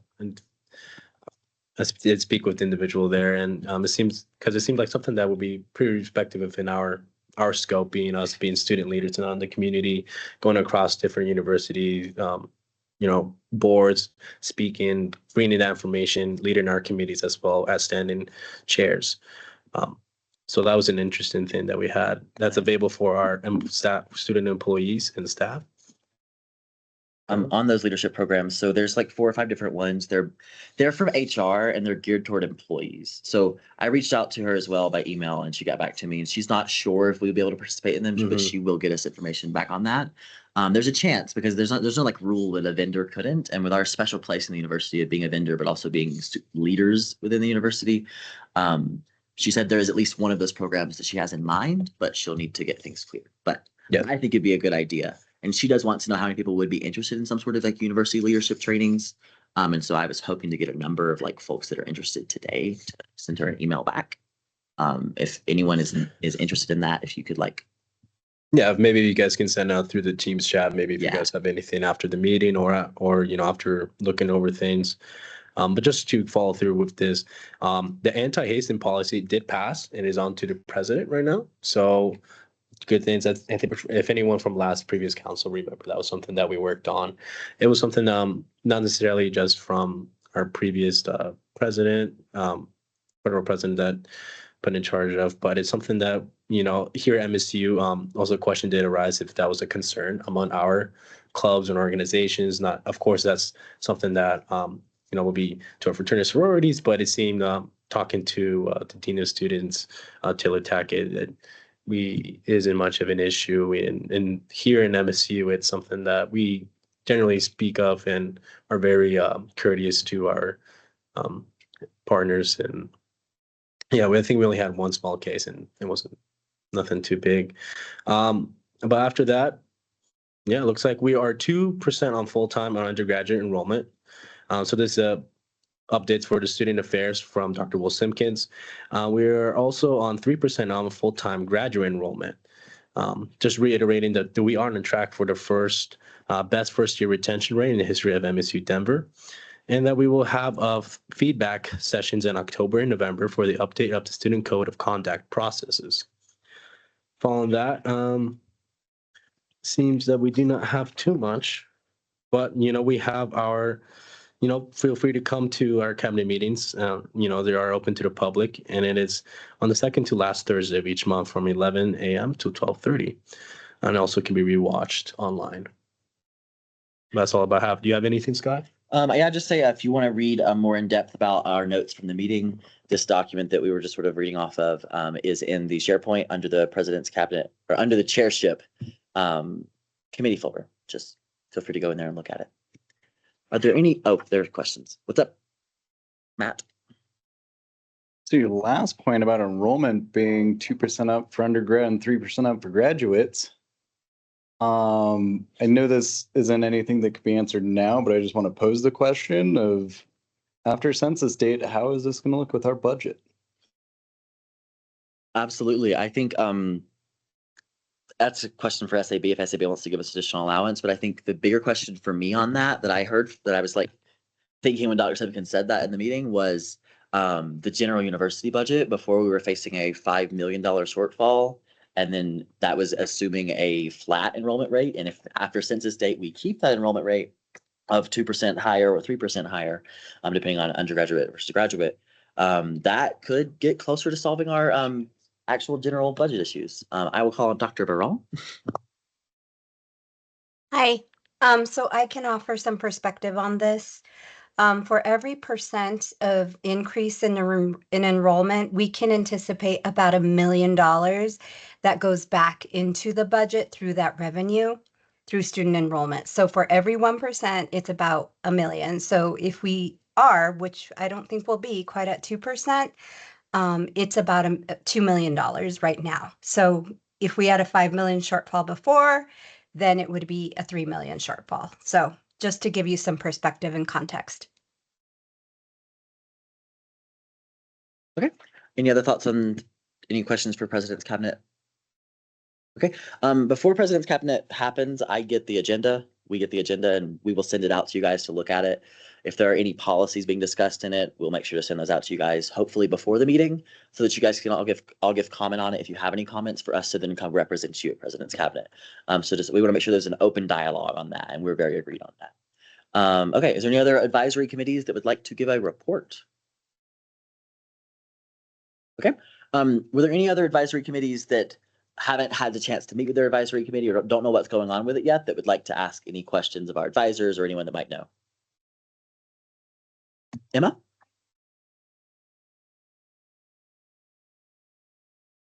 Okay. I did have a question on that actually. As when I was being reached out to for Faculty Senate stuff, I automatically got added also to Faculty Senate Academic Policy Committee subcommittee. Is that a different thing that is also a responsibility of TSAC, or is that what Emma was elected to and I need to let them know that? It's within your role. It's just a subcommittee of Faculty Senate. So they're probably looking at it as, oh, Faye, you're sitting on Faculty Assembly. You're the student voice now. Guess what? We're also moving you into a subcommittee. So here's the thing.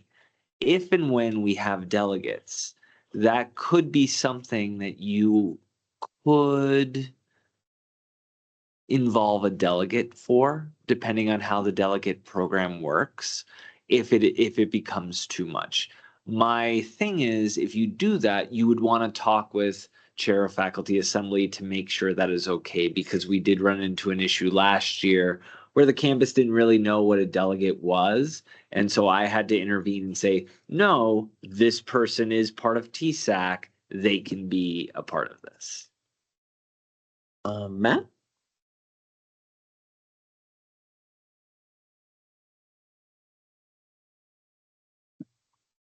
Sorry. Dr. Barone just made a comment that I think might be relevant to my kind of statement here too. So there's a student affairs subcommittee at Faculty Senate that might make sense too. But my point was that I don't think this is that how you're explaining it, Stephen. I don't think that's how it happened last year.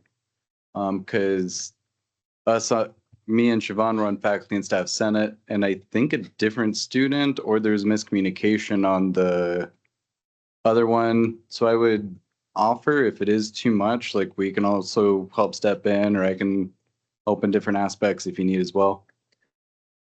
I have a small bit of clarification too. The Academic Policy Committee is a separate committee from Faculty Senate, but Faculty Senate has representation on it. So they also have a subcommittee within their body to talk about it. Faye's been added to that by them. I view that personally as like their responsibility as representing us at Faculty Senate. That doesn't mean that Faye sits on Academic Policy Committee. That's still Emma representing us there, but Faye gives Faculty Senate insight while they are talking about it. If that makes it, if I'm understanding that properly, and then I'll pass it off to Faye first. If need be, I can also dive into more of what I understand that role to be, but my understanding is also that the TSAC position on the subcommittee of Faculty Senate is a part of their constitutional bylaws as well. But if you need me to discuss what they have told me my role in that position is, I am not a voting member of that specific committee though. Emma? Oh, I was just gonna say, Faye, too, if that's too much and we want to then combine all of the academic policy, I could do that as well, but they haven't reached out to me, so I don't know if that's anything different from what you have. Patrick? Yeah, maybe I wanted to I wanted to ask, do we have any advisor updates for today? Okay, so I would like to motion to extend the meeting time about, say, 10, 15. We can end earlier if needed be. Okay. 15. Let's Do I have a motion- second for motioning for 15 minutes? Second. Is any opposed to extending the time by 15 minutes? Passes with unanimous consent. We're still going. Did you have more, Faye? I had a quick thing. Faculty Senate academic policy is about policy to Faculty Senate, not to Academic Policy Committee. Different things. And I had one more note And it's on. not too much. So sorry.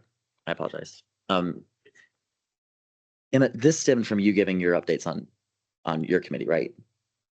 I just said that I hadn't heard from the academic policy people, but that might be later, so. Yeah, okay. I do have an update on that. So I just want to let you know, it's gonna be really slow this year. We are on academic policy freeze this year, which means that unless a policy is absolutely necessary, they are not going to change policy because we're up for accreditation again. We found that out in President's Cabinet today, and I've heard it before. Just, so it will be slow this year, so I would reach out to the right folks. Do you know who your contact person is? No. Okay, in the SharePoint, under the committee chairs thing, there's a person there for you to reach out to. Perfect. And then I was just gonna say for SAB two, me and Steffi did meet with them, but there's nothing to do yet, so we just met, which isn't really much of an update, but. Yeah, absolutely. Okay. Any other advisory committees?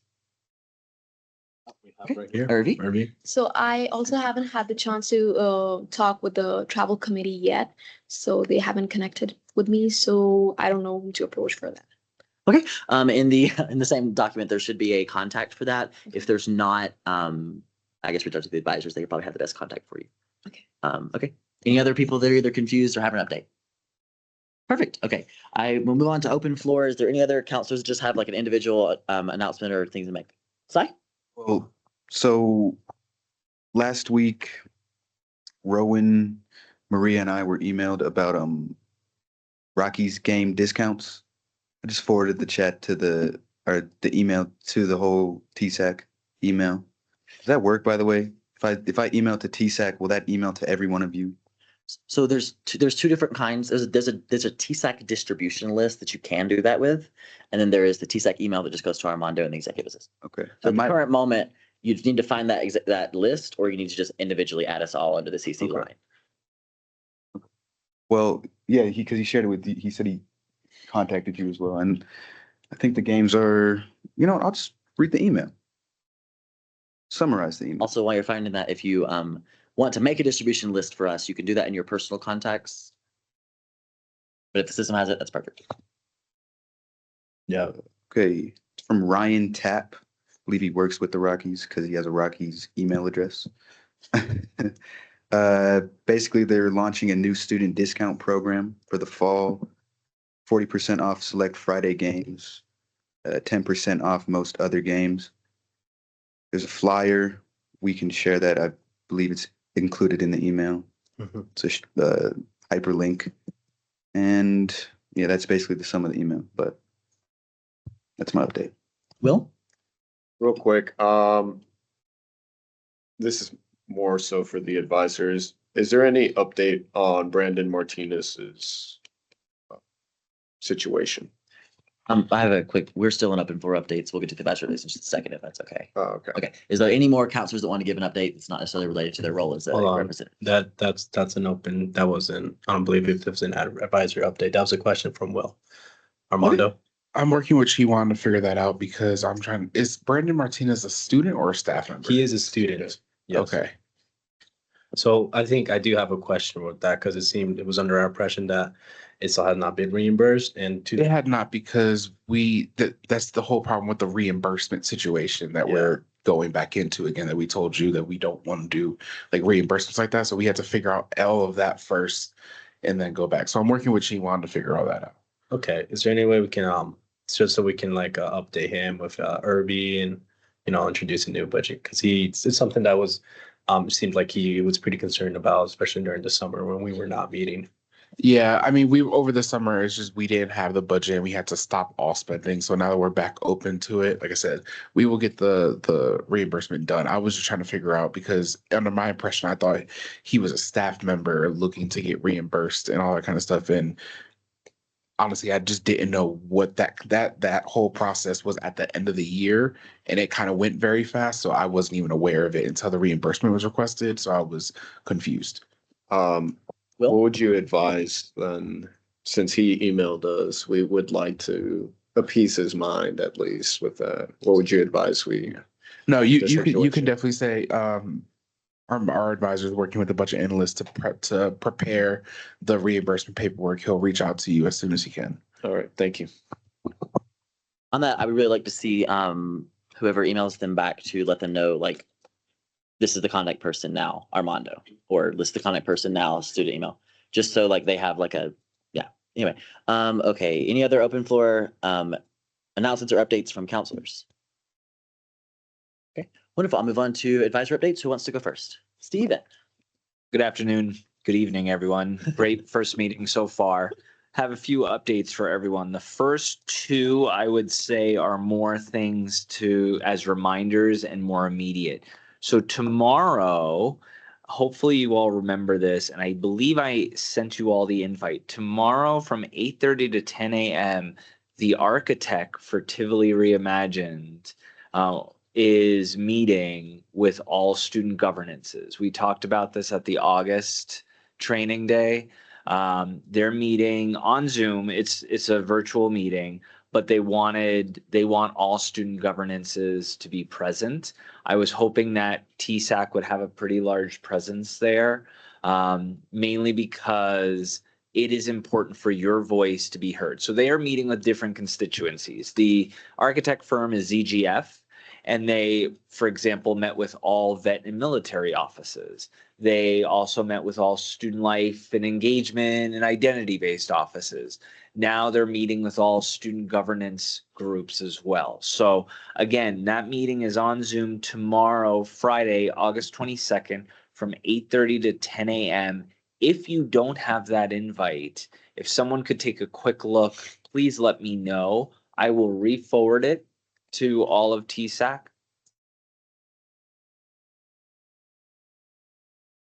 Yeah, I can tell you I definitely don't have it. If you could forward it with the Zoom link, that would be amazing. Well, I'm forwarding it all right now as soon as I do that. Secondly, another reminder for everyone. President Davidson comes to TSAC a few times a semester. So her first meeting with you all will be September 11th. So start thinking about when you all want or what you all want to discuss with her or what you want her to present to TSAC.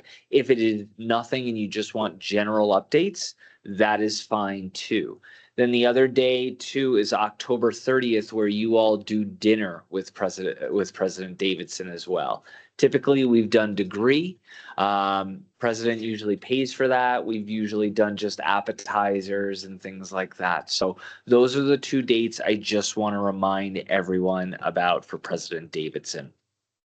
The last few things are more of thank yous and little notes.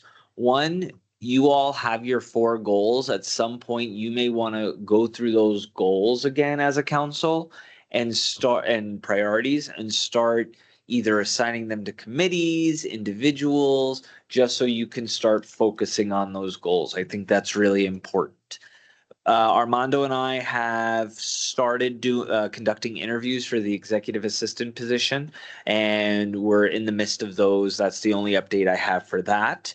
There are a couple coolers in the office that I believe belong to athletics, so I do need to take them. So if they go missing, please don't be alarmed. I am the one who probably took that. I just want everyone to know that it's not anyone coming in. Last thing I will say, big thank you for TSAC for showing up at Rowdy Rally this past Saturday.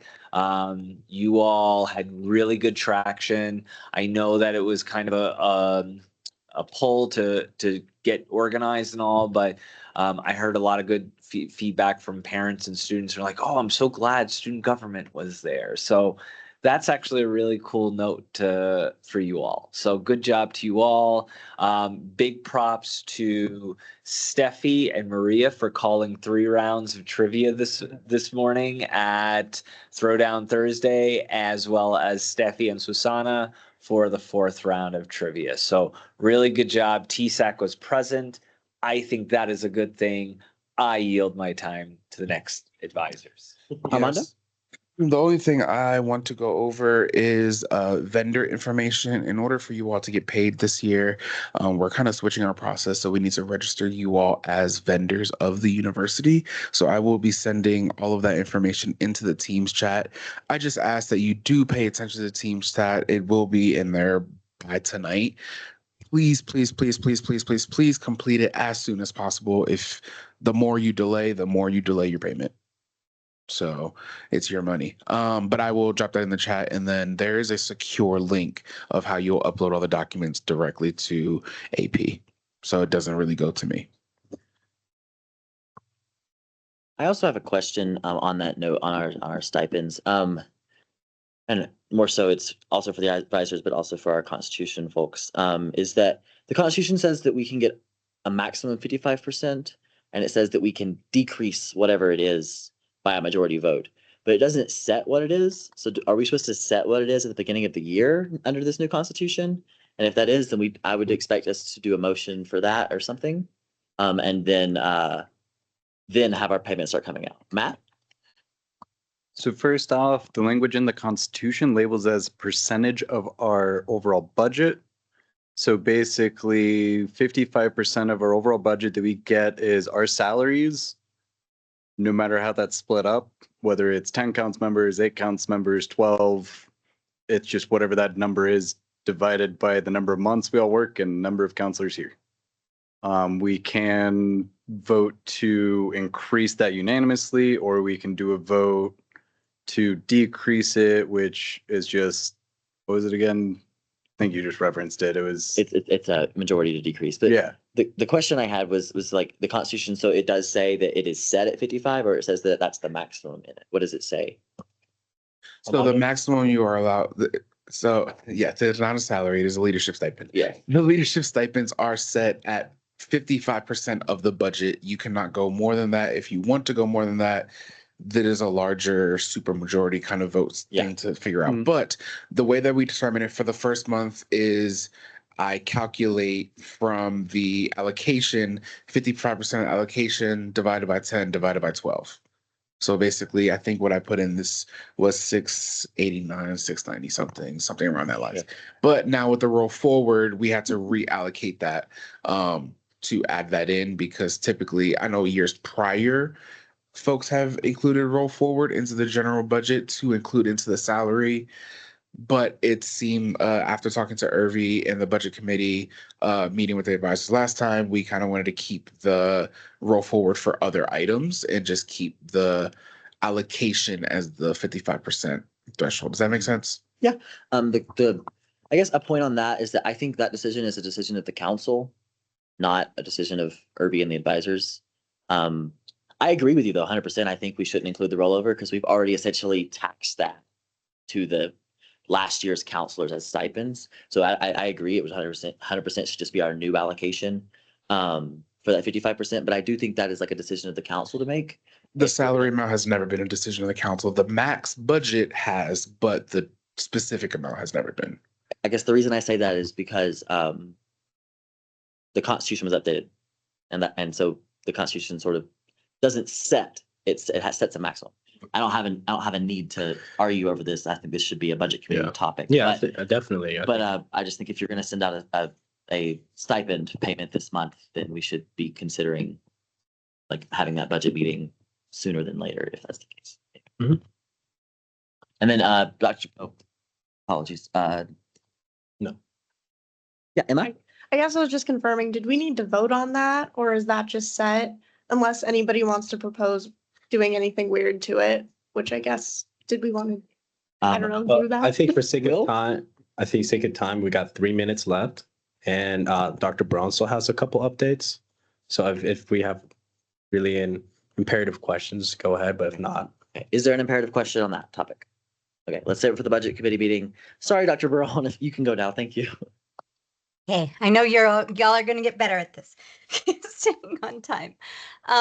So my updates are really, there are a couple that I have. One of them is around federal, the federal landscape in relationship to grants. So one of the things I've taken on since the summer is overseeing our federal grants. I have 3 of them. within my portfolio, and one of them, the TRIO Student Support Services Program, was funded. We received our funding for this next funding cycle, which is awesome considering what's happening in Washington right now with the Department of Ed. And so I'm working to fill those positions right now, but that was a big win that we heard about this July. Our TRIO High School Upward Bound program is another federal grant program that I oversee. That one, the funding expires as of August 31st, and we still have not received our award letter for that grant. And we're on pins and needles, but hoping it comes by tomorrow. So hoping that we are in a better place by early next week. But so there are federal impacts that are happening right now with some of the things that are happening with the big beautiful bill and the changes at the Department of Ed in terms of and DOGE, lots of things happening in terms of how federal grants are being managed or cut or canceled. But just wanted to offer that. The third one that's the most impactful right now is the College Assistance Migrant Program, is a program that has been at MSU Denver since 1999. And we are in the process of winding that program down. It is one of the oldest programs in the state of Colorado that supports students from agricultural and farm working backgrounds. And it's been around for a really long time, and that program is winding down because we did not receive the funding award notice. And we still know camp program has heard, and there are 50 of them across the country. However, 20 of them did receive cancellation notices. Or no, they didn't even, they received cancellation notices. So there are impacts that are happening to our staff right now, and I've been helping to lead and manage some really hard things right now. So I just want to offer that there are impacts to students too, and we're doing a warm handoff to other programs for the camp students. And I'll be there tomorrow helping to support them. The second thing I want to mention is HACU, the Hispanic Association of Colleges and Universities Conference, is going to be here from October 31st, I think, through November 2nd. Maybe it's the 1st through the 2nd, I don't remember. But it's at the end of October, early November. Some of our counselors attended this conference last year. I believe Will was one of them. I want to offer that opportunity again. However, we will not have as many spaces. It was 25 last year students who went, and this year it will be 9. There is a nomination process and form that I'll be sharing with all of you soon. And it is a sponsorship through the C2 Hub and the Office of Diversity and Inclusion. And so just wanted to offer that, and I'll be sending that information out shortly. And if you all are interested, please let me know and I can nominate. It's at the Gaylord of the Rockies is where it will be. So there's that. The last thing I want to mention is I hear you all talking a lot about surveying students and doing assessments and lots of different things. I really want to make sure that we are working in collaboration with Angie Moreno, who is our assessment program manager within Student Affairs, who is our liaison to the committee that does surveys and assessment across the campus community. Angie has come in years past to come and present on the various ways that we're engaging students with surveys, and there's a ton of data that already exists.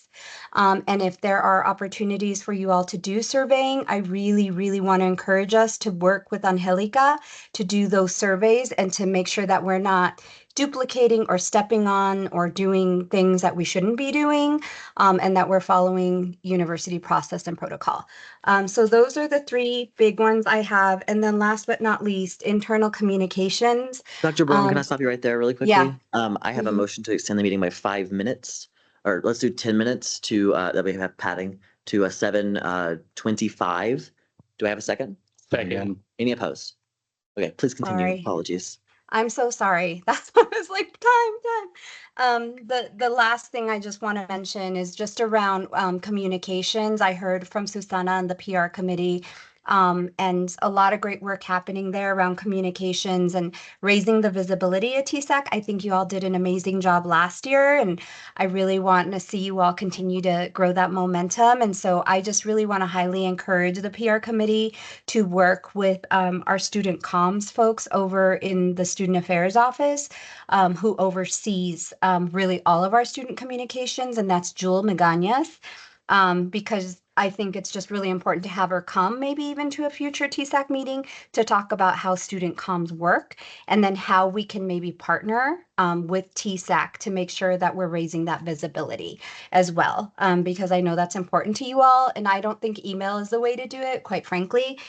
Our students don't open their emails, but I think that there are other ways we can get creative. And social media is a big way that I think y'all will engage more folks. Yeah, so I think that's it. Those are all my updates. Thank you. I forgot to mention this in my president's cabinet update. But Dr. Davidson said today in the meeting that we've had 2 federal grants rescinded and 1 is unsure. I'm assuming she was talking about a camp and then also about Trio Upward Bound. Do you know what the other one that's been rescinded is? No, it wasn't. It's not Trio Upward Bound. Trio Upward Bound has not been rescinded, and camp has not been rescinded. We just have not received an award letter. So there's just no notice. It doesn't mean that the money has been rescinded. It just means that we've never received notification and the funding expired back on June 30th. So we no longer have the funding to sustain the program. We've extended it until September 12th to really center the students and the staff. But right now, we're working on winding down the program because we don't have money to sustain it long term. So in terms of funding being rescinded, those programs have not been rescinded. High School Upward Bound was, again, we're also waiting on a notice. I do think there is a program, and I don't quote me on this, but I think there is a program that was specifically focused on students of color that was in our College of Health Sciences that did get their funding cut, I believe, but I'm not positive on that. Okay, Dr. Brown, could I ask you to be our little liaison to the Office of the President to find out what Dr. Davidson meant when she said we had 2 federal grants rescinded, and you could find out which ones those are by our next meeting or something? Yeah, I'll ask Will. Okay, thank you. Thank you so much. Any other questions for the advisors or any other advisor updates? Okay, do I have a motion to close the meeting? I motion to close. Do I have a second? Seconded. Any opposed to closing the meeting? Passes by unanimous consent. Thank you all.